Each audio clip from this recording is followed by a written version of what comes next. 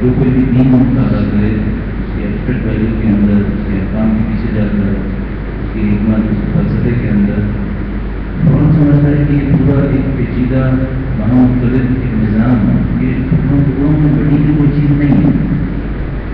بعض اوقات کچھ چیزیں ایسی ہوتی ہیں کہ ٹکڑوں میں بڑی جو ہوتی ہیں، ایک نظام کی ضرورت نہیں ہوتی، چاہے متصل ہو. سفر فرمائیے جو آپ کے معاملوں کے اندر گھر بنے ہوئے ہیں، ان کی دیواروں ملی ہوئی ساری ایک دوسرے سے، لیکن یہ کوئی نظام نہیں ہے. یعنی مثلاً اس گلی کے کونے سے لے کر گلی کے اس کونے تک جتنے 10 گھر بنے، 15 گھر بنے، کیا ان 15 گھروں کو ملا لیں آپ تو ایک پورا نظام بن جائے گا؟ نظام ہی بنے گا. یہ 15 گھر ہیں ٹکڑوں کے اندر، ان کے تعلق بھی نہیں ہے ایک دوسرے کے ساتھ. کسی دوسرے گھر میں شاید جانے کا راستہ بھی نہیں ہوگا، یہ پتہ نہیں ہوگا اگر اس فیملی کے نہیں ہے. اور سب مختلف ٹکڑے بنے ہوئے ایک محلہ بنا ہوا ہے. دین اسلام ایسا ہے کہ مثلاً دین اسلام کے اندر ایک نماز کا ٹکڑا ہے، ایک روزے کا ٹکڑا ہے، ایک حج کا ٹکڑا ہے. یہ ٹکڑے ہیں جو مل کر ایک مثال کے طور پر گلی بنا رہے ہیں. یہ نہیں ٹکڑے نہیں جنہوں نے گلی بنائی ہے. یہ مثال کے طور پر 100 منزلہ ایک عمارت ہے جو ہے تو 100، لیکن مل کر پورا ایک نظام بنا ہے. جو 100 منزلہ عمارت ہوتی ہے یہ مختلف ایک نظام ہوتا ہے. مثلاً لوگ 100 فلور کے اوپر رہ رہے ہیں، اس کا سیوریج کا پانی نہ جائے، نیچے آئے گا تو پوری بلڈنگ کو ایک نظام کے اندر رکھا گیا ہے.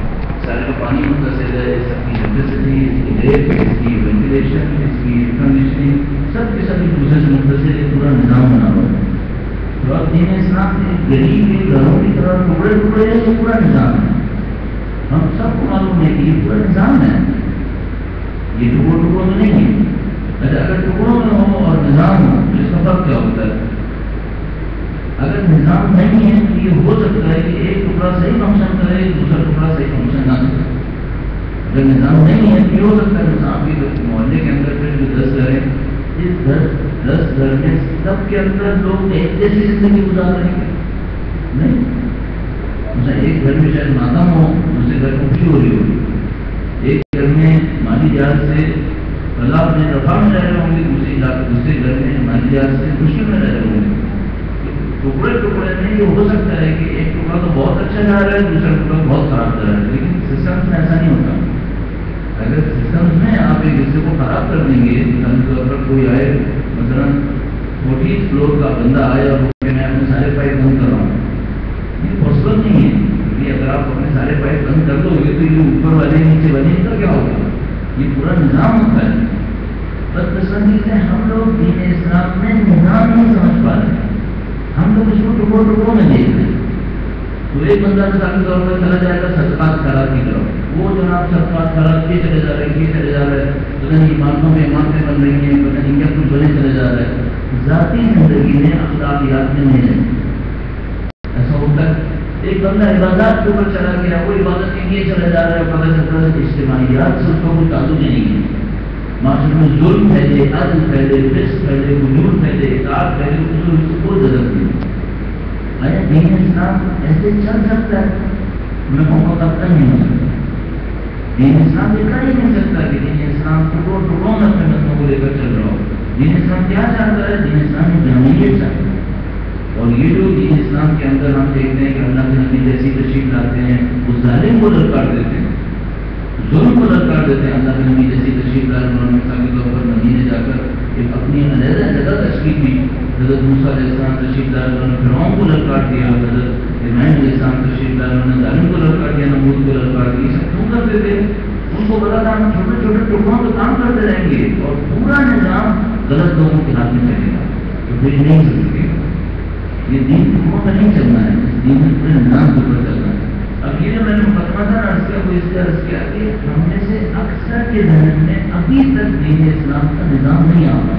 مجھے سمجھ میں آیا اکثر کے ذہن میں دین اسلام کا نظام نہیں آیا. میں اس کی مثال آپ کے خدمت میں عرض کروں گا. درود محمد وعلی محمد.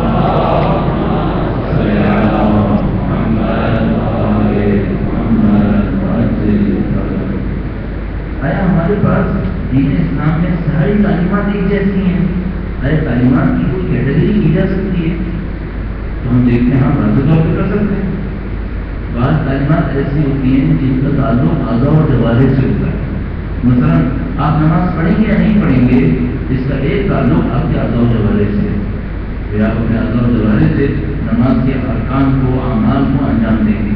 لیکن یہ کہ آپ حسد کریں گے یا نہیں کریں گے، اس کا تعلق آپ کے اعضاء و جوارح سے نہیں ہے، اس کا تعلق آپ کے قلب کی کیفیت سے ہے. یہاں پہ ہرٹ نہیں ہے، یہاں پہ کمیونیکیشن مطلب کوئی بھی انسان کے جذبات اور احساسات اور اس کے محسوسات کے لیے ایک سینٹر بنا ہوا ہے ہمارے روح کے اندر، وہ ملازم ہے کہ اس کا تعلق انسان کی قلب سے ہے کہ وہ حسد کرے گا نہیں کرے گا. انسانوں کے ساتھ ہمدردی کرنا، ایک تو ہوتا ہے ہم کہیں کہ بھائی انسانوں کو صدقہ دینا چاہیے، تو آپ نے 5 روپے 10 روپے جتنا بھی آپ کے 10,000 5,000 جتنا بھی تھا آپ نے سب دینے دیں گے، یہ آپ کے اعضاء و جوارح سے تعلق ہو گئے. ایک دفعہ ہم کہتے ہیں صدقہ دو یا نہ دو، انسانوں سے ہمدردی کرو. اب اس کا تعلق اعضاء و جوارح سے نہیں ہے، اس کا تعلق آپ کے دل کی کیفیت سے، آپ کے جذبات سے، آپ کے احساسات سے. اچھا ایک دفعہ ہم کہتے ہیں شرک مت کرو، اب اس کا تعلق جذبات سے بھی نہیں ہے، اس کا تعلق محض طاقت سے. ہم فوراً دین اسلام کے احکامات کو، تعلیمات کو 3 حصوں میں تقسیم کر سکیں گے. کچھ کا تعلق انسان کے اعضاء و جوارح سے ہے جس کو ہم احکام تعبیر کرتے ہیں، جس کو ہم فقہ تعبیر کرتے ہیں، جس کو اس لوگ فقہ کہتے ہیں، فقہ تعبیر کرتے ہیں. ایک وہ جس کا تعلق انسان کے احساسات، جذبات، اس کی روح کی دیکھ ہے جس کو ہم اخلاقیات تعبیر کرتے ہیں. اور ایک وہ جس کا تعلق انسان کی معقولات سے، وہ عقل اور فکر کے ذریعے کہاں پر پہنچے گا، جس کو ہم معمولاً عقائد تعبیر کرتے ہیں، جس کو ہم عقائد تعبیر کرتے ہیں. اب یہ 3 کیٹیگریز کم از کم ہمارے پاس آ جاتی ہیں، ایک انسان کے اعضاء و جوارح احکام کی صورت میں، ایک انسان کے جذبات، احساسات، اخلاقیات کی صورت میں، اور ایک انسان کی فکر، انسان کی عقل جس کو ہم عقائد کی صورت میں تعبیر کرتے ہیں. اچھا اب یہاں پر ایک مشکل یہ ہے کہ ان تینوں کے درمیان کوئی رابطہ ہے یا نہیں ہے، اور ان تینوں کے رابطے کو کیسے سمجھا جائے. ایک مشکل یہاں پیش آتی ہے، پھر اس سے بڑھ کر ایک اور مشکل پیش آتی ہے، مجھے کہ وہ جو خدا ہے جس نے یہ نظام دیا ہے اور اس نے کہا ہے کہ میں امتحان دوں گا، اس نے ان تینوں کا امتحان لینا ہے یا کسی ایک کا امتحان دینا ہے. اگر یہ طے ہے کہ تینوں کا امتحان دینا ہے، تینوں کا امتحان کہاں لے گا، تینوں کی سزا و جزا کہاں دے گا. تو میں پہلے بات سے شروع کرتا ہوں، پہلے حصے سے. ارے ان کا کوئی تعلق ہے یا نہیں ہے، اور میرے خیال میں 7 پہلے کبھی یہاں پر عرض کیا تھا کہ اس کا تعلق کس طرح سے ہوتا ہے. تو اس بات کو پورا کرنے کی خاطر ایک دفعہ اس کو دوہرا لیتے ہیں. درود بھیجے گا محمد وعلی محمد.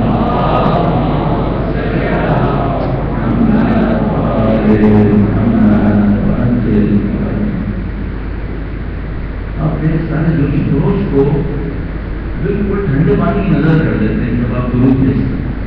آپ درود اونچی آواز میں مت بھیجیں، لیکن جوش اور جذبے سے بھیجیں. کیوں؟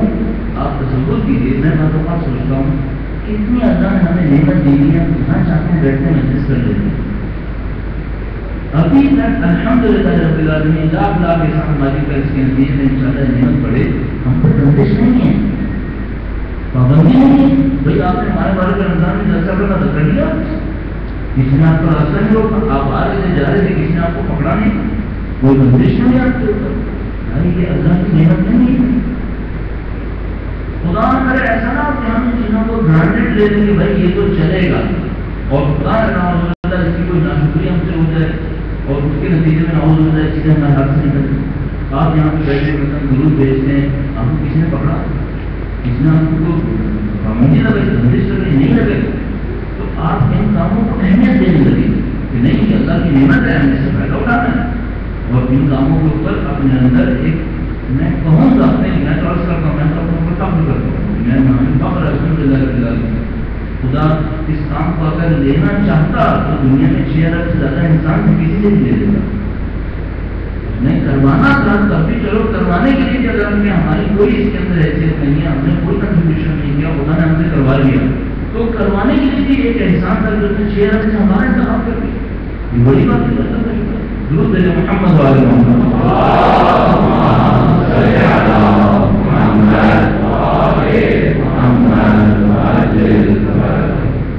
دین اسلام کے اندر یہ 3 حصے ہمیں سمجھ میں آتے ہیں. ایک اس کے اخلاقیات ہیں، احکام، ایک اس کے اخلاقیات اور ایک اس کی عقائد. اچھا ان تینوں کا ایک دوسرے سے رابطہ ہے. اور جہاں کہیں رابطہ ٹوٹتا ہے بس سمجھتے دین دونوں ہو جاتا ہے، دین دونوں ختم ہو جاتا ہے۔ بہت ضروری ہے کہ ہمیں یہ پورا سسٹم سمجھ میں آ جائے۔ ایک زمانہ تھا سادہ سودی اطاعت کا، اس میں بندے مشکلات کے پیچھے نہیں جاتے تھے، وہ کہتے تھے کہ خدا نے حکم دیا ہے، بس یہ کہ خدا نے حکم دیا مسئلہ ختم ہو گیا، ہمیں پوری سادہ پیچھے نہیں جانا ہے۔ مثلا جو بچے اسکول جاتے تھے، میں ابھی چلے اعتراف کرنے میں کہا جب میں میٹرک کر رہا تھا تو مجھے نہیں پتا تھا انٹر کے بعد کیا ہوتا ہے۔ مجھے میٹرک کرتے وقت یہ پتا تھا کہ یہ ابھی 10ویں ہے، اس کے بعد 11ویں 12ویں آئے گی، اس کے بعد کیا ہوگا، کتنی پرسنٹیج جاؤں گا، کون سے پروفیشنل کالج میں جاؤں گا، کس یونیورسٹی میں جاؤں گا، اس کی مجھے کوئی خبر نہیں تھی۔ ہم کچھ ہمارے کلاس فیلوز تھے، ان کے بھائی بڑے تھے سال کے طور پر، وہ لوگ پہلے سے ان لیول کو کراس کر رہے تھے تو ان کو تو کچھ پتا تھا، لیکن ہم جیسے بندوں کو کچھ نہیں پتا تھا۔ ہم میٹرک کر رہے تھے، میٹرک کر رہے تھے، اس خاطر مثال کے طور پر یہ سب چیزیں جو وہ تیاریاں کرتے تھے اور وہ پوچھتے تھے مجھے انٹر کے بعد کیا کرو گے، تو ہم کہتے ہیں انٹر بعد ہوتا کیا ہے، اس وجہ سے اس کے بعد پھر کچھ نہیں کرنا ہے۔ تو ایک زمانہ کا سادہ سادہ زندگی گزارتے ہیں کہ کیا بھائی اللہ نے جو حکم دیا مان لیا، حکم بھی مان، زندگی بھر اسی کو گزارتے ہیں۔ اللہ کے رسول نے یہ چاہا ہے تو انہوں نے کہا اللہ کے رسول کے فرمان پہ جان کو قربان، جو انہوں نے کہہ دیا وہ ہم نے کر لیا۔ اب زمانہ تھوڑا سا کمپلیکیشن کا ہے، برا نہیں ہے یہ کہ انسان تھوڑا سا کمپلیکیشن میں جاتا ہے، تھوڑا سا ڈیٹیلس میں جاتا ہے، کہتا ہے بھائی ٹھیک ہے مجھے کرنا تو ہے لیکن کچھ سمجھ میں نہیں تو آئے۔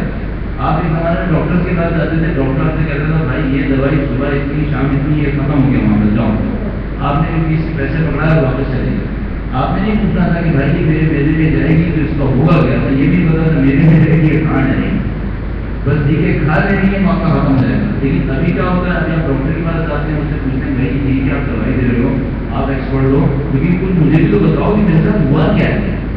تو وہ مثلا آپ کو بتاتا ہے کہ میرے خرابی آپ کہہ رہے ہیں کیا خرابی ہے، اب یہ جو دوائی ہوتی ہے کیا کرے گی، یہ کب صحیح کرے گی۔ اب اس کو ہم کہتے ہیں انفارمیشن کا زمانہ ہے، انفارمیشن کا زمانہ ہے۔ کوئی آدمی بے خبر نہیں رہنا چاہتا، ہر آدمی چاہتا ہے اس کو اصطلاحات ملے، معلومات ملے۔ آپ گاڑی کے میکینک کے پاس جاؤ، 25 مثالیں آپ کو دے دوں گا، پہلے کے زمانے میں کبھی جب پوچھتے بھی نہیں ہوں گے کہ یہ ڈیٹیلس کیا ہیں گاڑی کی۔ ابھی آج کل ہم لوگ خود گاڑی کو سمجھنے کی کوشش کر رہے ہوتے ہیں کہ بھائی جو چاہتا ہوں خود بھی کر لیں، ضرورت نہیں ہے بار بار جانے کی۔ تو انفارمیشن کا زمانہ ہے، اور اگر ہم لوگ نہیں اپنے دین کو سمجھیں گے ہمارے بچے ایسے نہیں چلیں گے۔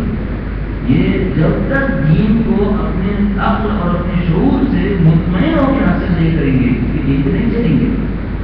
اور یہ وہ جنریشن گیپ ہے جو اس وقت پرابلم کریٹ کر رہا ہے کہ گزشتہ والے دین کو اس گہرائی تک نہیں سمجھ سکے زیادہ تر لوگ، اور نئی نسل قطعاً اس گہرائی تک سمجھنا چاہتی ہے، اور اس میں ایک کانفلکٹ بنا ہوا ہے کہ دین کے سادہ ہونا کیا ہے۔ اس خاطر میں عرض کر رہا ہوں کہ تھوڑا سا تفصیل سے اپنے دین کو سمجھ لیں۔ اچھا دین کو اگر کوئی تفصیل سے سمجھ دیتا ہے، کسی چیز کے میکینزم کو تفصیل سے سمجھ دیتا ہے تو اس کی کیور آسان ہو جاتی ہے۔ اگر آپ کو پتا ہو کہ آپ کے دل کا فنکشن کیا ہے، اس کو کون سی بیماری آتی ہے، اس کے لیے کون سی چیز اچھی ہے، تو آپ کے لیے دل کی بیماری کا مقابلہ کرنا نسبتاً آسان ہے۔ آپ کو گاڑی کا میکینزم پتا ہو تو آپ کو گاڑی چلانا آسان ہو جاتی ہے، آپ کو پتا ہوتا ہے بھائی کون سی گیئر کے بعد کون سا ڈالوں تو کہ گاڑی کے اوپر کوئی برا اثر نہیں پڑے گا، اتنی اسپیڈ پر ڈال کے کچھ نہیں ہوگا، یا جو بھی تفصیلات۔ کوشش کریں دین کا میکینزم سمجھ میں آ جائے، دین کی روح سمجھ میں آ جائے کہ دین چل کیسے رہا ہے۔ اس سے آپ کو سمجھ میں آ جائے گا کہ یہ دین بے روح ہو جاتا ہے، یہ بے روح ہونے سے کیسے بچایا جا سکتا ہے۔ ورنہ یہ آپ کو پتا ہے اس کا مصیبت بن گئی ہمارے لیے، دین کے نام پر جو کچھ دنیا میں اسٹاپ ہو رہا ہے آپ کا تصور بنا ہوا ہے اور بڑھے چلا جا رہا ہے یہ معاملہ۔ اس کو روکنے کا طریقہ کار یہ ہوگا کہ دین کا میکینزم سمجھ میں آئے، دین کے اندر فکر و شعور کو استعمال کیا جائے، جس کے اوپر اللہ تعالیٰ نے قرآن کریم میں اتنا اصرار کیا تھا۔ اور میں ایک دفعہ تعجب میں پڑ گیا، ایک اسکول میں پڑھاتا تھا کراچی میں، کیمبرج ڈپارٹمنٹ کے اندر پڑھاتا تھا، وہاں پہ ایک صاحب تھے کسی اور فرقے سے تھے، تو ان کے سامنے کوئی بات چلی تو ہم نے اس کے اوپر کہا کہ لیکن اس آئی کریمہ نے یہ بات کہی ہے، اس کے اوپر غور کرنا چاہیے۔ کہ ہم نے نہیں، دین میں غور نہیں کرنا ہوتا، دین میں صرف اطاعت کرنی ہے۔ اگر غور نہیں کرنا ہوتا تو یہ قرآن کا کیا ہوگا، پھر حدیث کا کیا ہوگا؟ کہنا نہیں بھائی ہم نے غور نہیں کرنا ہوتا، ہمیں صرف اطاعت کرنی ہوتی۔ وہ جو 25 آیات قرآن کریم میں غور نہیں اس کا کیا ہوگا؟ اور یہ خدا تعالیٰ نے 1400 سال پہلے دین تھی جب کوئی غور و فکر کرنے کی طرف مائل ہی نہیں تھا۔ اب تو لوگ خود سے مائل ہیں، تو اب تو بہت ضروری ہے کہ ہمیں سمجھ میں آئے بھائی دین کا میکینزم کیا ہے، دین کیسے چلے گا۔ اس خاطر میں آپ کو ذہنت دے رہا ہوں ضرورت نہ رہی ہو، لیکن اب اس زمانے کے اندر ضرورت ہے. آپ کو مینٹیننس بھی سمجھ میں آ جائے ورنہ مشکل پڑ جائے گی. تو میں نے آپ کی چرچا کا عرض کیا کہ دین کا ایک حصہ احکام کا، دین کا ایک حصہ جس کو ہم پھر تعبیر کرتے ہیں، ایک حصہ اخلاقیات کا اور ایک حصہ عقائد کا، اور تینوں کا ایک دوسرے سے رابطہ ہے. اگر رابطہ ٹوٹتا ہے پھر مشکلات شروع ہو جاتی ہیں. بڑی سمبولک مثال اس کی نماز کی ہوتی ہے. کیا چاہیے کیونکہ مانے والے کے رمضان ہے تو میں روزے سے مثال دیتا ہوں آپ کی خدمت میں. درود بھیجے گا محمد ہوا محمد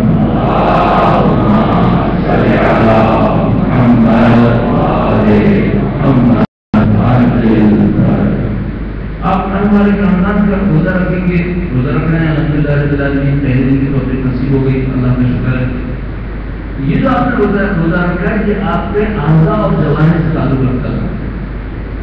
آپ نے کھانا نہیں کھایا، آپ نے پانی نہیں پیا، اور آپ نے مثال کے طور پر لاہور جیسے شہر کے اندر 16 گھنٹے گرمی کے اندر گزار دیے. خدا آپ کی طاقت میں اضافہ کرنا ہے. تو یہ جو آپ نے عمل انجام دیا یہ اس کا تعلق پھر سے تعلق ہے. آپ اس کو پوچھیں گے کہ مغرب کا وقت کب ہوتا ہے، فجر کا وقت کب ہوتا ہے، بیچ میں احکام کیا ہے اس کے. اب اس کی اخلاقی بنیاد ہونی چاہیے، اخلاق میں اس کی بنیاد ہونی چاہیے. یہ جو آپ نے کام انجام دیا، آپ نے پانی نہیں پیا اور کھانا نہیں کھایا، اس کی اخلاقی بنیاد کیا ہے؟ اس کی اخلاقی بنیاد ہے. اور وہ بنیاد یہ کہہ رہی ہے کہ انسان کے اندر کنٹرول جتنا بڑھتا چلا جائے گا، انسان کے اندر جتنا زیادہ کنٹرول بڑھے گا وہ اپنی زندگی کو زیادہ اچھے طریقے سے خدا کے سامنے جا سکے. تو خدا تعالیٰ نے اس اخلاقی بنیاد پر کہ انسان کے کنٹرول ہونا بہت اچھا ہے، کنٹرول ہو جانا چاہیے، اس کی بنیاد پر خدا تعالیٰ نے ہمیں حکم دے دیا. حکم کیا دیا؟ یہ روزی کی صورت میں دیا. اچھا یہ جو ہمیں کنٹرول مل جانا چاہیے، یہ کنٹرول کرنا اچھا ہے، یہ کیوں اچھا ہے؟ اس کی عقائد میں بنیاد نہیں ہوئی ہے. عقائد کی بنیاد کیا ہے؟ عقائد کی بنیاد یہ کہ ہم لوگ غیر ذمہ دار انسان نہیں ہیں، ہم لوگ ذمہ دار انسان ہیں. ہمیں خدا تعالیٰ نے ہدف کے ساتھ اس ہدف تک پہنچنے کے لیے محنت کرنی پڑے گی. اس محنت کو کرنے کے لیے کنٹرول چاہیے. اب اخلاقیات کی دنیا بس عقائد کی دنیا کہاں سے شروع ہوئی تھی؟ یہاں سے شروع ہوئی تھی کہ ہمیں ہمارا ایک خالق ہے، اس نے ہمیں ذمہ دار رکھ کیا ہے، اس نے ہمیں باہدف رکھ کیا ہے. اس ہدف تک پہنچنے کے لیے ہمیں کنٹرول چاہیے. جیسے کہ آپ نے یہ چاہیے، اب آپ آگے اخلاقیات کے آپ کو کنٹرول چاہیے. آپ کو اپنے نفس کے اوپر اپنی حکومت چاہیے، نہ کہ نفس کے اوپر جسم کی حکومت چاہیے. آپ کو اپنی حکومت چاہیے. اس حاکمیت کو حاصل کرنے کے لیے کہ آپ کا نفس خواہشات کے تحت نہ چلے، آپ کے عقل کے تحت چلے. خدا نے آپ کو ایک پریکٹس کی، اور پریکٹس کیا دی ہے؟ آپ کو ماننے والے کے رمضان کو روزہ رکھنا ہے. اب آپ کے لیے اور میرے لیے ضروری کاموں میں سے ایک کام یہ ہو سکتا ہے کہ جب بھی ہم کوئی عبادت انجام دیں، اس چین کو اس جسم کی حرکت سے لے کر عقیدے تک اپنے ذہن میں دوہرا میں یہ کیوں کر رہا ہوں. اگر جب آپ یہ کام کریں گے تو آپ کو فائدہ کیا ہوگا؟ آپ کو فائدہ یہ ہوگا کہ اس کام کو کرنے کا بہترین طریقہ آپ کو سمجھ میں آ جائے. بھائی میں 5 بار کے رمضان میں روزہ رکھتا ہوں، جیسے میں 2-3 دن سے عرض کر رہا ہوں. شہری پہ میں نے کھانے سے دشمنی کی کہ بھائی اب میں 16 گھنٹے محروم رہنے والا ہوں، تو جتنا اسٹاک کر سکتا ہوں میں کروں. تب وہ میں نے اسٹاک کرنا شروع کر دیا. اسٹاک کر دیا جب شہری کے بعد میری حالت خراب ہو رہی کیونکہ میں تو بالکل ہی بس ہونے کی پوزیشن میں آ گیا ہوں. اور اس کے بعد میں 16 گھنٹے ایسے تیسے کر کے گزار دیے، اور اس میں سارے دن پسند یہ سوچنا پڑتا رہا کہ بھائی آج نہیں ہوتا تو بہتر تھا، کچھ کھانا بھی نہیں چل جاتا. اور اس کے بعد جیسے افطار کا ٹائم آیا، میں نے کہا اچھا مسئلہ یہ کہ پھر دوبارہ انتقام دینے کا ٹائم آیا کہ میں 16 گھنٹے سے محروم تھا، تو اب میں پورا انتقام دوں گا کھانے سے. اور جناب علی پھر میں نے اس کو فائدہ کرنا شروع کر دیا. اس میں کنٹرول آگے اتنا سبھی کنٹرول نہیں ہے. اس میں کون سا کنٹرول ہے؟ اس میں صرف ایک چیز ہے، مجھے جہنم میں نہیں جانا ہے، زیادہ منہ بند کرنا پڑے. اور اگر کوئی یہ کہہ دیتا کہ جہنم میں جانے کی ضرورت نہیں ہے، روزہ کھا لو پھر بھی نہیں جانا ہوگا جہنم میں، تو میں کھا لیتا. اور اس کی مثلا سحری کی بھی ایک علامت ہے. مثلا لوگ کہتے ہیں چلو ماہ مبارک رمضان میں کم سے کم سحری میں اٹھ کے انسان نماز تو پڑھ لیتا ہے. تو میں مذاق میں کہتا ہوں کہ اگر ہمیں حکم ہوتا نا کہ جو صبح کو جب اٹھ کے آدھے گھنٹے تک سحر کر سکتا ہے. ابھی تو یہ ہے نا کہ آپ کو فجر کی اذان سے پہلے سحری کرنی ہے. اگر حکم یہ ہوتا ہے کہ اگر آپ 6 بجے اٹھتے تو 6:30 تک سحر کر سکتے ہیں، تو کسی نے صبح کو نہیں اٹھنا تھا، سب نے 9 بجے اٹھنا تھا. 9 بجے میں جلدی کہہ رہا ہوں، شاید 1 بجے اٹھتا، کہتا ہے چلو ٹھیک ہے آخر کے وقت 5 گھنٹے رہ جائیں گے، اس کو کاٹنا آسان ہو جائے. اس سے کنٹرول نصیب ہوگا نہیں ہوگا. اچھا کنٹرول نہیں ہوا تو حضرت میں شفقت پوری ہوگا اس سے نہیں ہوگا. یہ مشکل ہے روزے کے میکینزم کو نہ سمجھنے.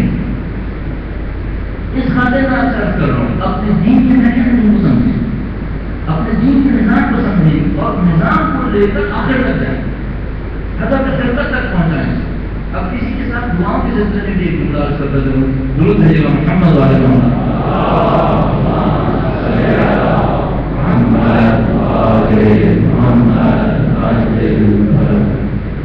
ہمیں جو کچھ مانگنا ہے, چھوٹی چیز بڑی چیز حقیر ہو یا عظیم ہو, وہ سب ظاہر اللہ کی درگاہ سے مانگنی ہے, اہل بیت کے وسیلے سے مانگنی ہے, ان کی درگاہ کے سامنے جھکنا ہے. ساری بات انصافاً اگر سوچیں دنیا کی کوئی چھوٹی سی چیز مانگنی ہے اچھا لگتا ہے,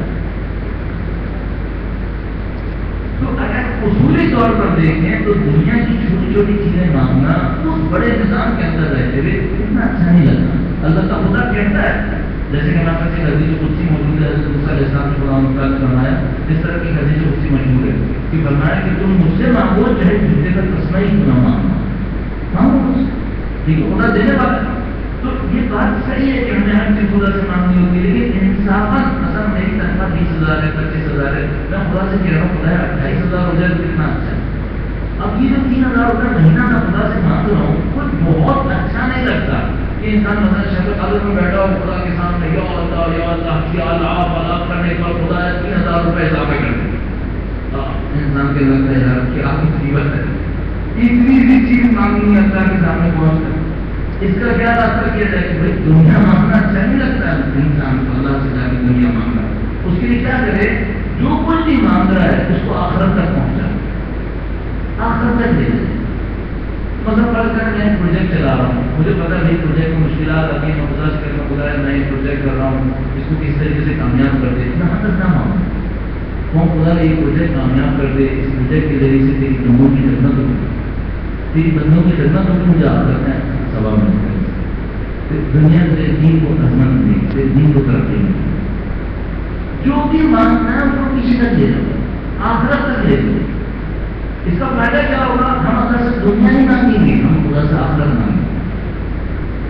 چھوٹی چیز کیوں مانگیں خدا مانگنا, بالکل اسی طرح جس طرح آپ دنیا کی چھوٹی چھوٹی چیزیں نہیں مانگیں ہو تو اس آخرت کے نظام پر دے جائیں تاکہ آپ کسی دنیا کی چیز کو دنیا کی خاطر نہ مانگیں. بالکل اسی طرح جب آپ دین میں کوئی عبادت انجام دینے لگیں اس کو اپنے دماغ کو لے جائیں آخرت. یہ جو آپ کر رہے ہیں کیوں کر رہے ہیں, اس کا حضرت خلقت سے کیا تعلق, اس کا پورا میکینزم کیا. اچھا اب یہ تو ایک حصہ ہو گیا, اب ایک اور حصہ جو بہت بڑا خطرناک حصہ ہے, اور وہ کیا ہے, مجھے جس خدا نے یہ نظام کیا ہے اس خدا نے ایک اور بات بھی کہی ہے, اور وہ کہہ رہا ہے کہ میں سب کا امتحان لوں, میں سب کا امتحان لوں. اچھا اب آپ کو پتا ہے کہ خدا مختار کی ہر صفت کمال کے اوپر ہے, ہر صفت کمال کے اوپر ہے. تو مثال کے طور پر اگر خدا رازق ہے تو رزق دینے میں کمال پر ہے. کمال پر کیا مطلب, اس سے بہتر رزق تقسیم کرنے والا نہیں ملے گا. اگر خدا عادل ہے تو عدل میں کمال پر ہے, اس سے بڑا عدل کرنے والا آپ کو کوئی نہیں ملے گا. اب اگر خدا ممتحن ہے, امتحان دینے والا ہے, تو اب آپ خود پوچھے گا یہ ہلکا پھلکا امتحان دے گا یا بڑا ٹائٹ امتحان دے گا. اگر یہ امتحان دینے میں کمال پر ہے نا تو اس کا مطلب ہے کہ ہلکا پھلکا امتحان نہیں دے گا, یہ بڑا ٹائٹ امتحان دے گا. اب سب امتحان کی کیا نشانیاں ہوتی ہیں, میں آپ کی خدمت میں مثال کون سا عرض کرتا ہوں. درود بھیجے گا محمد وعلی محمد.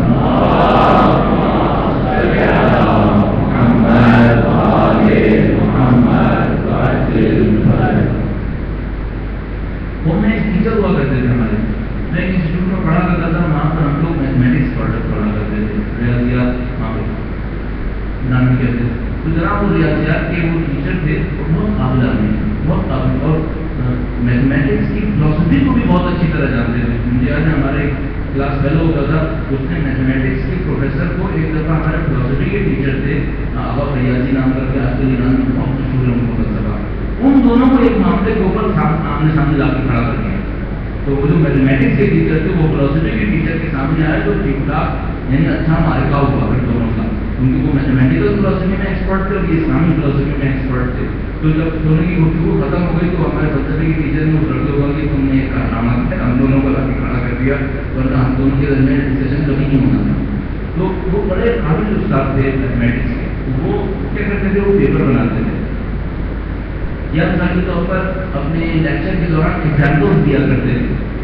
تو ہم دیکھتے تھے اتنا منتظم بناتے تھے, اتنا ایک دوسرے کے ساتھ کنیکٹڈ پیپر بناتے تھے کہ جو پیپر بھی بناتے تھے اس میں وہ ایک چیز کا نہیں امتحان دیتے تھے کہ اس کو بنا فارمولا آتا ہے نہیں آتا, نہیں, ایک ایک چیز کا امتحان دیتے تھے. کتنی دیر میں آ جائے گا, کتنا ٹائم اس کے اوپر لگائے گا, اور مثال کے طور پر اس کا سالو کرنے کا میتھڈ اگر وہ میتھڈ اس کو آتا ہے تو سالو کرے گا, اگر وہ میتھڈ نہیں آتا تو سالو نہیں کر پائے گا اور کچھ نہیں کرے گا. وہ امتحان دینے میں اتنی بڑی قیمت سے پیپر بناتے تھے کہ ہم لوگوں کو سمجھ میں آ جاتا تھا کہ یہ بہت آسان کام نہیں ہو رہا ہے, یہ بہت کمپلیکیٹڈ کام ہے جو دیکھنے میں بہت آسان لگ رہا ہے. اب میں آپ سے ایک بات پوچھ رہا ہوں, خدا مرتہن ہے, آسان پیپر بنائے گا یا بڑا ٹائٹ پیپر بنائے گا؟ یہ ٹائٹ پیپر بنائے گا. ہاں یہ علیحدہ مسئلہ ہے کہ فرماتا ہے کتب عالم سے رحمت, اس نے اپنے نفس کے اوپر رحمت لکھ دی ہے, تو جس کے نمبر پورے نہیں بھی آتے تو شاید ان کو پورے نمبر دے دے گا. لیکن پیپر آسان نہیں بنائے گا, پیپر سخت بنائے گا. اگر پیپر سخت بنائے گا تو میں آپ سے ایک اور بات پوچھوں گا, یہ احکام کا امتحان کہاں لے گا, یہ اخلاقیات کا امتحان کہاں لے گا, عقائد کا امتحان کہاں لے گا, یہ سارے امتحان کہاں ہو رہے ہیں, اور ان امتحانوں کے رزلٹ کب اناؤنس ہوں گے, کن کن لیولس پہ اناؤنس ہوں گے. اچھا اب ہمارا ایک سادہ سادہ نظام ہے, سادہ نظام ہم سے کیا کہہ رہے ہیں, بھائی یہ دنیا ظاہر امتحان ہے, آخرت اس کا رزلٹ ہے. سادہ سی بات ہو گئی, یہ دنیا ظاہر امتحان ہے, آخرت اس کا رزلٹ ہے, ہاں کا ختم ہو گیا. اچھا بھائی آخرت میں ایک ہی مرانا ہے اسے, اگر آخرت یہ ہوتی نا کہ میں مروں گا, آنکھ کھلے گی, مجھے قیامت ہوگا, سوال جواب ہوں گے, میں جنت میں یا کسی اور جگہ پر, تو چلو بات سمجھ میں آتی ہے. یہ آخرت میں جو اتنے لیولس بنے ہوئے ہیں, کیونکہ امتحان کس صورت میں ہو رہے ہیں, اور یہ دنیا ایک اور طریقے سے چل رہی ہے. دنیا میں کچھ اور کیا ہو رہا ہے, مثال کے طور پر دنیا کے اندر بعض چیزیں ایسی ہیں جو ایک دوسرے سے جڑی ہوئی ہیں, آخرت سے پہلے سے جڑی ہوئی ہیں. میں اس طرح آپ کی خدمت میں عرض کرتا ہوں, درود بھیجے گا محمد وعلی محمد.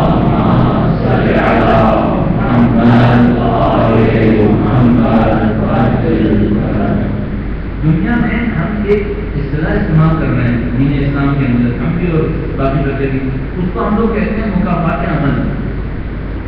آپ نے بچے سے تو بھائی اس طرح سنی ہوگی کہ بھائی ہر عمل کی ایک مکافات ہوتی ہے.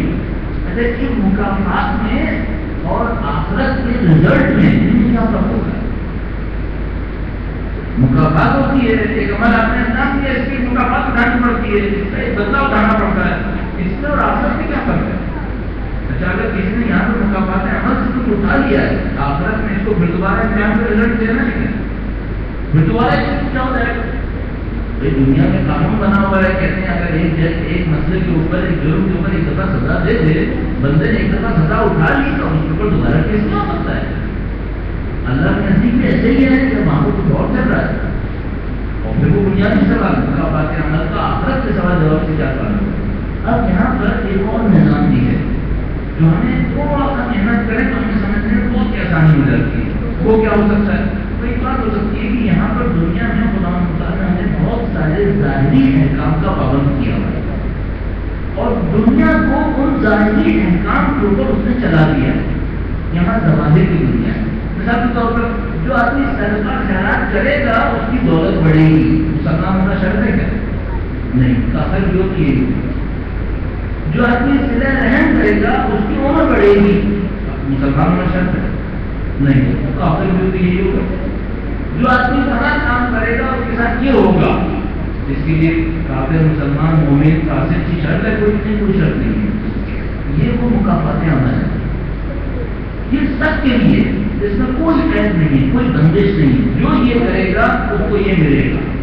خدا مختار نے دنیا کو اتفاقات سے نہیں بنایا, خدا مختار نے دنیا کو قوانین کو بنایا. اگر وہ, میں کہتا ہوں, اگر وہ پانی کے قانون بناتا نا کہ 14 درجے کے اوپر ابلے گا, اس سے پہلے نہیں ابلے گا, تو اس نے ہماری قانونی زندگی کو بغیر قوانین کی نہیں چھوڑا ہو. وہ واقعی میں قانون دیکھنا چاہتا ہے, تو روحانی کا قانون نہیں دیکھنا چاہتا. رزق میں قانون نہیں دیکھنا چاہتا, محبت میں, شہرت میں قانون نہیں دیکھنا چاہتا, سب میں قانون دیکھنا چاہتا, سب کو قانون کے اوپر چلاتا ہے. یہ ایک حصہ جس کو ہم مقابلات احمد کہتے ہیں, یہ دنیا اس کے لیے جگہ بنی ہوئی ہے. آپ سب کا خیرات کریں, دل سے کریں, جس طرح سے بھی آپ کر رہے ہیں آپ کو اس کا رزلٹ مل جائے گا. یہاں سے آپ نکلیں گے, اب جس دنیا میں جائیں گے وہ اخلاقیات کی دنیا ہے. وہاں نتائج آپ کو اخلاقیات سے ملیں گے. وہ کون سی دنیا ہے جس کو ہم برزخ کہتے ہیں. یہ دنیا ظاہری اعمال کی دنیا ہے. جیسے آپ یہاں سے مرتے ہیں ظاہری اعمال کا چیپٹر ختم ہو گیا. اب جو آپ دنیا میں داخل ہوئے وہ کون سی دنیا ہے؟ وہ دنیا ہے اخلاقیات. برزخ میں آپ کو کس بات کی گرفت ہوگی؟ اس بات سے گرفت ہوگی کہ یہ بتاؤ تمہارے دل میں حسد تھی یا نہیں تھی؟ دل کے اندر تم کیسے تھے؟ یہ جو خدا مطمئن ہے نا, یہ بڑا ٹائٹ پیپر بناتا ہے. یہ اپنے سلیبس کا کوئی پارٹ نہیں چھوڑتا ہے کہ اس کا امتحان نہیں لے گا. یہ ہم لوگوں کی دنیا کے پیپر ہوتے ہیں جس کے اندر گیس پیپر کا 8 کویشچن تیار کر لو تو معاملہ ختم ہو ہی جائے گا. خدا کا امتحان سخت ہے, اس میں کوئی گیس پیپر نہیں چھوڑا ہوا ہے. اس دنیا کے اندر امتحان دیتا ہے ظواہر کا. جیسے آپ برزخ میں آئیں گے امتحان کا فارم چینج ہو جائے گا. اب کس بات کا امتحان ہے؟ اب اخلاقیات کا امتحان ہے. یہ بتاؤ تمہاری سچ کی عادتیں تمہاری کیسی؟ اخلاقیات ہوتے ہیں, عادتوں میں ہوتے ہیں. برزخ کی زندگی عادتوں کی زندگی ہے. فوراً آپ کی عادتوں کے اوپر سینٹرلائز ہو جائیں گے. آپ کی جتنی عادتیں ان سب کی اسکور کی ہونا شروع ہو جائے گی. ان عادتوں کے اوپر امتحان ملیں گے, ان عادتوں کے اوپر سزائیں ملیں گی, اور وہاں پر صحیح ہو کر باہر نکلنا ہے. چاہے 1 لاکھ سال لگیں, چاہے 5 لاکھ سال لگیں. اخلاق کو صحیح ہو کر برزخ سے نکلیں گے.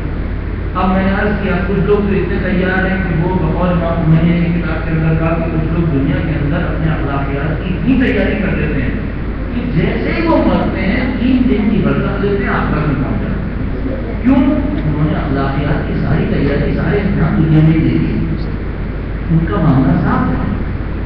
اور کچھ لوگ ایسے ہیں جب برزخ میں آتے ہیں تو ابھی اخلاق کا امتحان تو دور, ابھی تو نماز ہی نہیں پڑھی ہے, پھر اس کی سزا ہوتی ہے. اخلاق کا امتحان تو بعد میں شروع ہوگا. تمہارے تو ظواہر ہی اتنے خراب ہوئے ہیں, پہلے تو ظواہر کی سزا دو. جب ظواہر کی سزا ختم ہو گئی اس کے بعد آسان چلے گا. اچھا چلو اب ہم اصلی امتحانی ہال کے اندر, ایگزامینیشن ہال کے اندر, اب اخلاقیات کی باری ہے. یہ بتاؤ کیا لے کر آیا؟ وہ پتہ چلا جتنے اخلاقیات آئے سب جانوروں کے لائے, تو چلو اب اس کی بھی ضرور. پتہ چلا 4-5 لاکھ سال نمٹنے کے بعد برزخ کی زندگی ختم. اچھا یہ برزخ کی زندگی ختم ہو گئی, اخلاقیات کا امتحان ختم ہو گیا, صاحب وہاں سے صاف ہو کر باہر آ گئے. اب آئے قیامت کے اندر. اب جیسے آخرت میں آئے اب آخری امتحان شروع, جس کو ہم اب تک سمجھ پائیں. باقی کون کون سے امتحان اللہ جانتا ہے. جو امتحان اب شروع ہوا ہے, اب پتہ چلا اب عقائد کا امتحان شروع ہوا. اب عقائد کا امتحان شروع ہوا. عقائد کا امتحان کسے کہتے ہیں؟ یہ بتاؤ کہ تمہارے دل کے اندر شرک تو نہیں تھا. تم ناامیدی کی باتیں کرتے تھے. تمہارے بد اخلاقی یہ تھی کہ تم ناامیدی کی باتیں کرتے تھے, اور یہ جو بد اخلاقی ناامیدی کی بد اخلاقی تھی کہاں سے آئی تھی؟ تمہیں خدا بھی یقین نہیں کر سکتا. اب جو داستان شروع ہوئی وہ عقائد کی داستان شروع ہوئی. یہ آخرت کی دنیا عقائد کی دنیا. اچھا اب اس میں تھوڑا سا اس کو اور بڑھاتے ہوئے اور احکام کی دنیا, اخلاق کی دنیا اور عقائد کی دنیا, تینوں کی سزا اور جزا میں ان کی کیفیت کے اعتبار سے گہرائی ہے. مثلا آپ کے اعضاء و جوارح جو انہوں نے انجام کیا ہے, ظاہر میں انجام کیا ہے, ان کی سزا اور جزا کی ظاہر کی ہے. وہ جو آپ کے اخلاقیات ہیں وہ آپ کے دل کے اندر ہے, اس کی سزا بھی دل کے اندر ہے.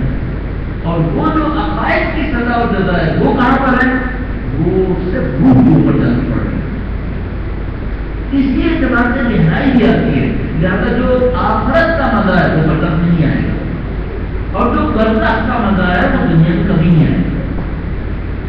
اور جو آخرت کی سزا ہے وہ برزخ کی سزا سے بہت سخت ہے, اور جو برزخ کی سزا ہے وہ دنیا کی سزا سے بہت سخت ہے.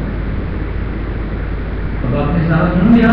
اب یاد کیجیے اس جملے کو جو خاتون نے مجھ سے ایک شہر کے اندر کہا تھا, ہم نے دین اسلام میں سب کا عمل کر لیا, کچھ بچا ہے. تو اسے مجھے کیا کہنا پڑے گا؟ ابھی تو تم نے شروع ہی نہیں کیا ہے.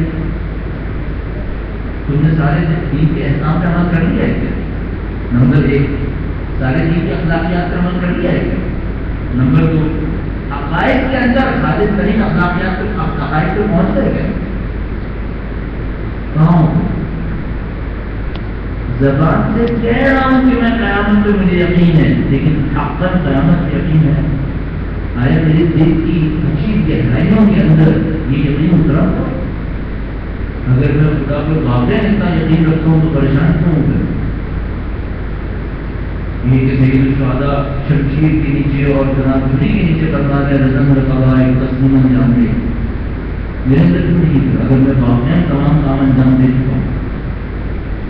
تو انسان محترم آج پہلی مانو بار کے رمضان کی نا میں نے کہا داستان پوری کھول کر آپ کو سنا دوں کام کتنا باقی ہے. ورنہ بعض اوقات ہم لوگ اس گمان میں رہ جاتے ہیں کہ بھائی ہم نے سارے کام کر لیے الحمدللہ اب ہمارے سوا کسے جنت میں جانا ہے. یہی لاہور میں ایک آدمی مجھے کافی برس پہلے ملا تو اس نے کہا تھا صاحب جی جنت ہمارے علاوہ کس کی بھی بنی ہم نے سارے کام کر لیے. اب مجھے ہنسی آتی ہے کہ ہم لوگوں کی کام خیالی ہماری سچی دل کی کیفیت کہاں پہنچ رہے ہیں. پوری دنیا بڑی ہے. عقائد میں ہمارا کیا اثر ہے, اخلاقیات میں ہمارا کیا اثر ہے, اعمال کے اندر ہمارا کیا اثر ہے, ان سب پہ بڑا امتحان ہمارا ہونا ہے اور امتحان دینے والا خدا ہے. اس کی کوئی پرواہ نہیں ہے. اسی کا سمجھ رہے ہم لوگ. اچھا ممکن ہے فوراً کوئی کہے کہ بھائی ہمارا معاملہ کچھ اور ہے, ہمارا معاملہ ایکسیپشنل کیس ہے وہ پہلے سے نپٹا ہوا ہے. بھائی جن کو آپ کہہ رہے ہیں کہ انہوں نے نپٹایا ہے انہوں نے ایسا بتا کر نپٹایا ہے کہ مجھے تمہارے راستے کی فکر ہے. مولائی کائنات فرما رہے ہیں کہ آخر پورے سفر بہت لمبا سفر ہے تمہارا, تمہیں کیوں پرواہ نہیں ہے اس سفر کی. جا کے لیکن نہیں بلا ہم لوگوں کے لیے ہم نے فرمایا ہے دشمنوں کے لیے فرمایا ہے. اپنے امام اس کے اندر اے مومنوں اے ساتھیوں اے دوستوں اس کو کہہ رہے ہیں دشمنوں کو کیا ہے یہ ہمیں کہہ رہے ہیں.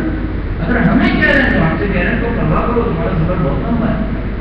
ایسا محترم آج ہمارے پاس رمضان کی پہلی تاریخ آپ مہینے بھر کے لیے اپنے آداب بنائیں کہ بھائی آپ نے اپنے جسم اور اعضاء اور جواہر کے آداب کے اندر کون سی بہتری ایجاد کرنی ہے, اخلاقیات کے اندر کون سی بہتری ایجاد کرنی ہے, اپنے عقائد کو کیسے بہتر بنانا ہے. اب عقائد کو بہتر بنانا صرف یہ نہیں ہے کہ آپ جا کر آج کل مکان شناسی کی کتاب ہمارے عقائد پڑھی پوری کتاب ختم ہو گئی 30 دن کے اندر معاملہ صحیح ہو گیا, ہمارے عقائد صحیح ہے. وہ ایک بندہ خدا کراچی میں سے بڑا ایک دفعہ میرے ساتھ مذاق کیا. ایک جگہ ایک کوئی درس وغیرہ ارینج کیا گیا, وہ کراچی کی پوری پوش کلاس تھی اس کے لیے. جنہوں نے درس ارینج کیا وہ پوش کلاس سے بڑے چلے جا رہے تھے کہ کہیں یہ حادثہ نہ نکل جائے. اور ان کی غلطی یہ تھی کہ انہوں نے ہمیں لا کے بٹھا دیا کہ آپ درس دیتے ہیں. اچھا ہم نے درس دے دیا, ان کے احترام میں بزرگ تھے ان کے احترام میں درس دیا. درس دینے کے بعد جو آرگنائزر تھا اس گروہ کا وہ میرے پاس آیا کہ ان کا موضوع صاحب ہمارے پاس پتہ نہیں کتنے 24 ویکس ہیں 24 ہفتے ہیں, ہر ہفتے ایک دن ہوگا جس کا کچھ سلیبس بنا لیتے ہیں. میں نے کہا بالکل صحیح بنا لو. تو کہنے لگا کہ آپ کا سلیبس کے بارے میں کیا خیال ہے. تو میں نے کہا کہ دیکھو دین اسلام میں کچھ احکام ہیں, کچھ اخلاقیات ہیں, کچھ عقائد ہیں. تو اس نے اس طرح سے کہا کہ اللہ محمد صاحب دیکھیں ہم لوگ مسلمان ہیں, عقائد ہمارے سے, اخلاقیات میں ہم لوگ برے نہیں ہیں, لوگوں کی رائے ہمارے بارے میں اچھی ہے. آپ ہمیں تھوڑا بہت احکام کے بارے میں بتا دیں معاملہ. میں نے دل سے سوچا کہ بھائی کو اپنے بارے میں اتنا حسن کر کے چل رہا ہے اس کو احکام بتانے کی کیا ضرورت ہے. جب تمہارے اخلاقیات صحیح ہیں, عقائد صحیح تو خدا ویسے ہی بخش دے گا. ان حضرات میں زہرنا سیاحت خدا فرماتا ہے اچھائیوں برائیوں کو دھو دے مجھے تو تمہاری اتنی چلیے جمع ہو گئی کوئی طرح احکام کے اندر مسئلے وہ خدا ویسے ہی دھو دے گا. بغیر میں کیوں اپنے آپ کو مصیبت میں ڈال. تو انسان ہوتا ہے خوش فہمی ہے, یہ کام خیالی ہے, یہ ظاہر نہیں ہے. اخلاقیات کی کیفیت کیا ہے. ابھی آپ جا کے میں اور آپ کے دل کو اگر کوئی کھول دے تو دوسرے کو سلام بھی نہیں کریں گے. ہمارے دلوں کے اندر کون کون سے گندوں کو باہر بھرے ہوئے تو خدا جانتا ہے. خدا کا شکر ہے کہ اندر تہروں میں رکھا ہوا ہے کہ وہ غلطی سے نہیں ہماری زبان پہ نہیں آتا, ورنہ اگر غلطی سے زبان پہ آتا تو دوسرے کو سلام نہیں کریں گے, دوسرے کے سامنے نہیں آئیں گے. انسان مطلب یہ چھپا ہوا جو آج چھپا ہوا ہے ستاروں کو میں چھپایا یہ برکت کو کھل جائے گا. یہ ہمیشہ نہیں چھپنا ہے. یہ جو آج میرے دل کے اندر اخلاق کی گراوٹیں پڑی ہوئی ہیں, کثافتیں پڑی ہوئی ہیں, یہ برزخ میں میرے چہرے پر آنے والی ہیں. یہ برزخ میں جتنی اخلاقی برائیاں ہیں ساری میرے چہرے کے اوپر آ جائیں گی اور ہر دیکھنے والا سمجھ جائے گا اچھا کی دنیا میں جھوٹا. اگر جھوٹا نہ ہوتا تو چہرہ یہ جھوٹوں والا نہیں ہوتا. اور اسی طریقے سے قرآن کریم جو فرماتا ہے نا کہ ہر ایک کو یورپ کو بے سیما ہو, ان کے چہروں سے پہچان کیا جائے گا. چہروں سے کیسے پہچانا جائے گا؟ چہروں کے اوپر تھوڑی اتنا حساب کتاب لکھا، چہرے پہ جگہ کتنی ہے کہ یہاں پہ سارا حساب کتاب لکھا ہو؟ نہیں، یہ چہرے کا مطلب ہماری ارواح ہے، ہماری روح ہمارے سارے اندر کو ریفلیکٹ کر رہی ہوگی. تو جو منافق ہوگا وہ قیامت کے دن منافق کی ایسی شکل سوچ دے گا کہ دور سے دیکھنے والا سمجھ جائے گا یہ منافق ہے. لاکھوں چھپا کر چھپانے کا امکان نہیں ہے. اس طرح کی ایک دنیا ہمارے سامنے بسنے والی ہے اور بہت زیادہ دور نہیں ہے. میں آج کب تک زندہ ہوں، مجھے کیا پتا کب میری گردن کبھی شروع ہو جائے گی آدھے گھنٹے کے اندر، مجھے کیا پتا. اور ہم ایسے بیٹھے جیسے برکت نہیں آئے گی، ہم ایسے بیٹھے جیسے قیامت نہیں آ رہی. نہ وہ دن کا نہیں گھر مطلب میں بات کی ہے، اس میں کوئی چبھا نہیں ہے. پہلی دفعہ جب مجھے برکت سمجھ میں آئی تو میں پریشان ہو گیا. تو میں بندے خدا کی بات کیا، میں نے اسے کہا یہ برکت کرتی ہے 100% ہے. جیسے کہا ہاں بھائی 100% ہے. میں نے اگر 100% ہے تو ہم لوگ کو آج تک سمجھ کیوں نہیں آیا تھا؟ کیونکہ جن کو سمجھ میں آیا ان کی کیفیت تھی تو ایسے سننا ہے جیسے بلا بیٹھے. تمہیں آج سمجھ آئے گا تم بلا دو گے. ہم لوگ کسی پاگل انسان کے سامنے سمجھ رہے ہیں کہ کیا ہونے والا ہے، لیکن تو ایسا یہ ماہ رمضان شروع ہوا ہے. اپنے کرپشن کے چیپٹر کو اب یہاں سے آپ مینٹیننس کے فیس میں چلے جائیے. یہ ہوتا ہے نا، آپ نے جھاڑ اگا دیا بہت ساری، ایک گھنٹے آپ نے فلائٹ کر کے اس کو ہینگر میں کھڑا کر دیا جاتا ہے کہ بھائی 1 مہینے بعد کی مینٹیننس کا ٹائم آ گیا، اس کو کھڑا کر دو. آپ کی 1 سال بعد کی مینٹیننس کا ٹائم آ گیا ہے.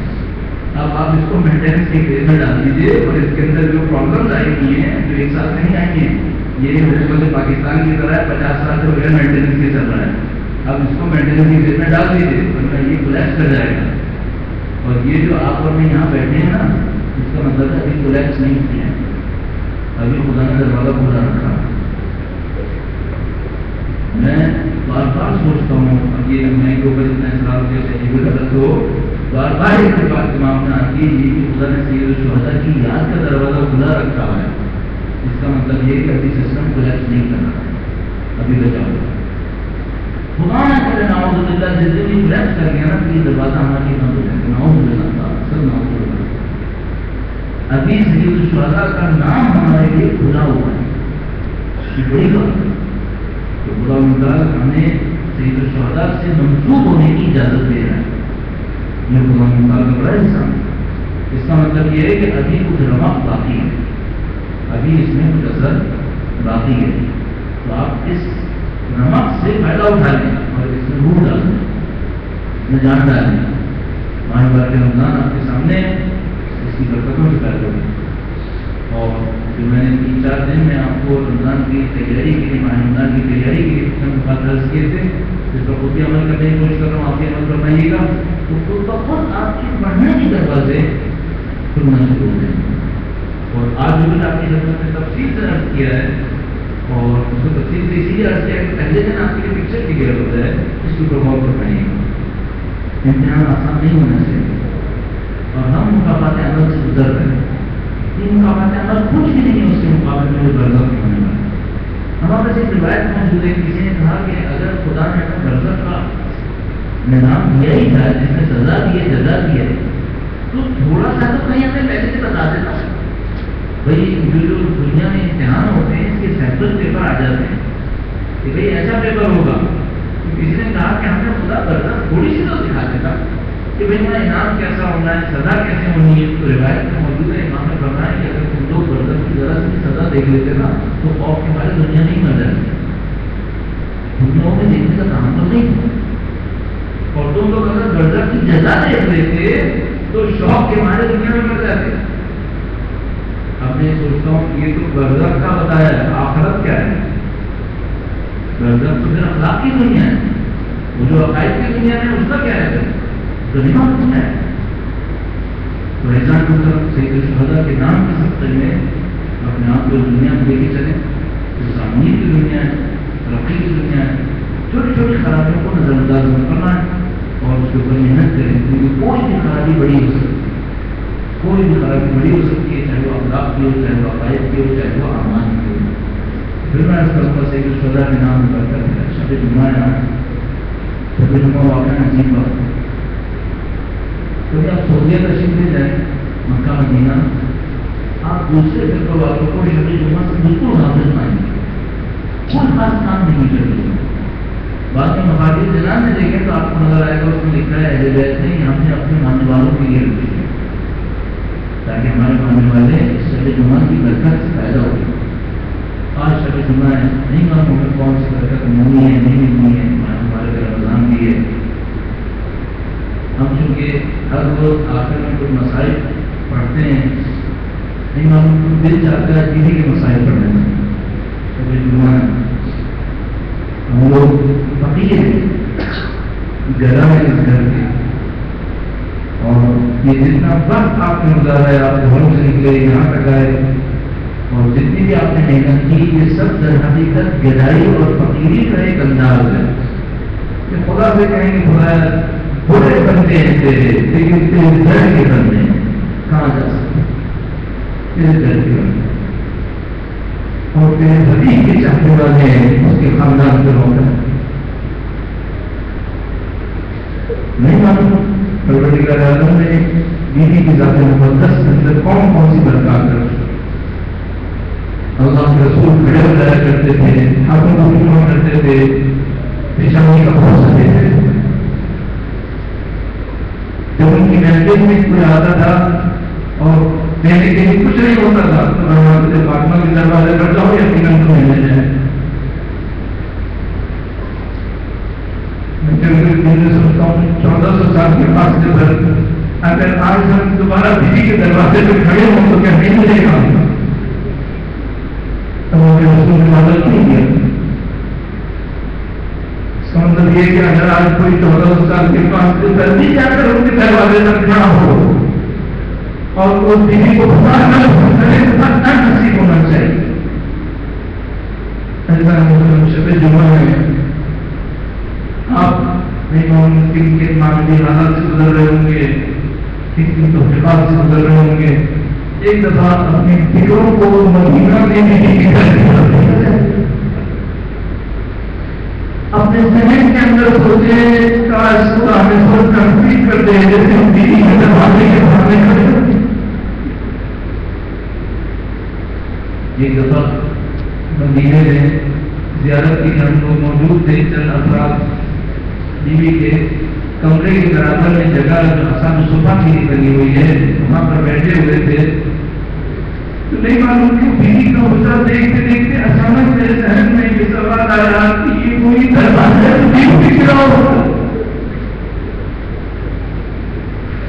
یہ کوئی دروازہ ہے جس سے چیزیں دے کر آیا کرتے تھے، اپنی پوری دروازہ ہے جس کے سامنے کھڑے ہو کر رسول چھنے پرینے تک کہتے رہے السلام علیکم یا اہل بیت النبوہ۔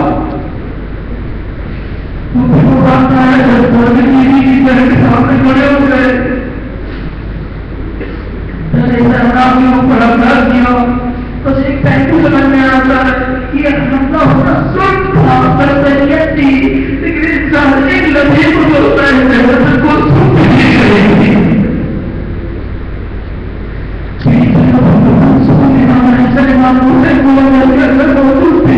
اپنی آنکھوں کو پڑھانے والی حیثیت کو پرامدہ کر رہے تھے، وہ کس عالم کی دنیا ہوگی جب بیوی ایک جگہ بھی